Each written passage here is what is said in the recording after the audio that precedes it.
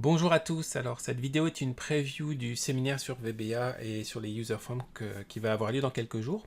L'objectif de la vidéo est de pouvoir ajouter des lignes les unes à la suite des autres dans un tableau en utilisant eh bien, le maximum qui existe dans la colonne ici pour ajouter 1, 2, 3, 4, 5, etc.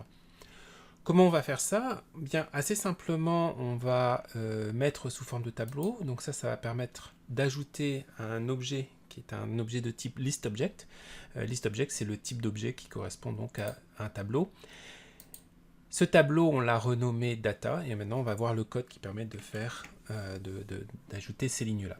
Alors, on va ajouter n lignes. Le nombre de lignes qui est ajouté ici est passé en paramètres, et donc ça va nous permettre de lancer ce code-là avec 10 qui va passer en paramètres ici. Table data, c'est une variable objet de type listObject, donc qui va correspondre à un tableau structuré.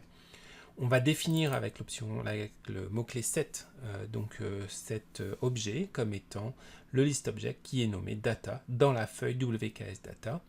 La feuille WKS data est celle qui a été renommée ici. On fait ici référence au nom de la feuille dans VBA, donc c'est le nom de l'objet de la feuille, et non pas le nom qui a été donné dans Excel qui est ici data. On voit donc ici qui est ce nom-là. Voilà. Une fois que ce nom a été donné, on va faire une première vérification. Alors, est-ce qu'il y a déjà des données à l'intérieur? S'il n'y a pas de données, on va ajouter au moins une ligne. C'est une particularité de l'objet listObject. On est obligé d'ajouter une ligne avant de pouvoir faire un redimensionnement. Une fois qu'on a ajouté la ligne, eh bien, on va redimensionner. Comme on a déjà ajouté une ligne, on va utiliser -1 ici pour le nombre de lignes à utiliser. Si on ne redimensionne pas, on prend le nombre de lignes déjà existantes et on rajoute ensuite une ligne, 2 lignes, 3 lignes, 10 lignes en fonction de ce qu'on aura décidé à partir d'ici. Alors là où ça devient très intéressant, c'est qu'avec l'ajout des formules dynamiques matricielles, eh bien on peut aussi utiliser les formules dynamiques matricielles dans un code VBA. Et donc c'est ce qu'on fait ici. Donc on va d'abord reprendre table data, le data body range donc, qui correspond à cette plage-ci. Donc c'est toute la plage qui a été ici quand il y a des données. Et ensuite, on va décaler vers le bas jusqu'à aller moins le nombre de lignes. Donc, je vais lancer la macro ici. Je définis l'objet.